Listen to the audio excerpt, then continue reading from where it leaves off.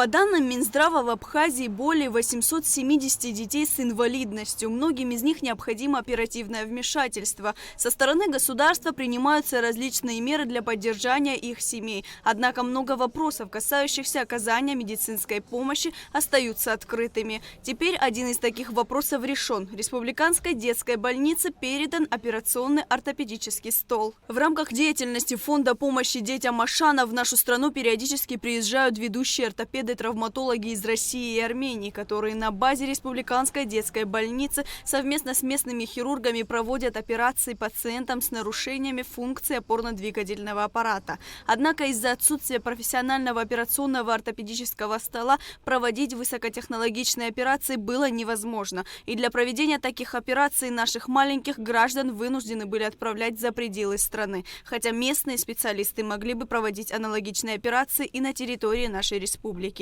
Поэтому, благодаря уполномоченному при президенте Российской Федерации по правам ребенка Марии Львовой-Беловой было приобретено дорогостоящее оборудование. На одной из встреч, которая проходила в Москве с моей коллегой, уполномоченной при президенте Российской Федерации Марией Алексеевной Львовой-Беловой, мы обсуждали вопросы взаимодействия и сотрудничества в рамках меморандума, который между нами подписан. В том числе мы обсуждали вопросы взаимодействия по направлению медицины. Я на встрече говорила о том, что в Республиканской детской больнице нет хирургического ортопедического стола многофункционального. Она тогда сказала о том, что могут помочь нам в приобретении данного оборудования. И буквально на днях это оборудование было приобретено и доставлено в Абхазию. Отныне здесь можно будет проводить высокотехнологические операции. Теперь не придется отправлять наших детей за пределы Абхазии.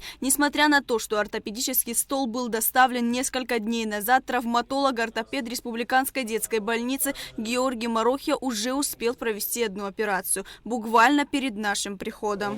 В чем его особенность? То, что он может подключаться, здесь секция тазовая называется, вот ножки снимаются, подключается тазовая секция, и можно проводить операции на бедре и голени с вытяжением.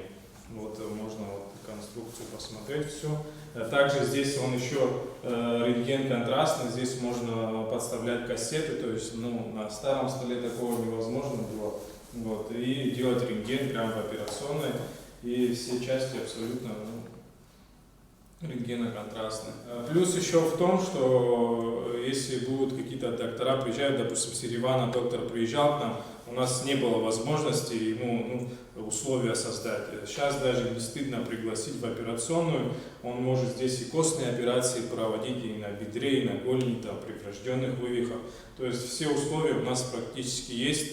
На специализированном операционном столе можно выполнять все ортопедические операции. Например, хирургия рук, плеч, шейного отдела позвоночника, тазобедренного и коленного суставов, различных переломов и так далее. Лаура Капш, Инал Гвинджа, Абхазское телевидение.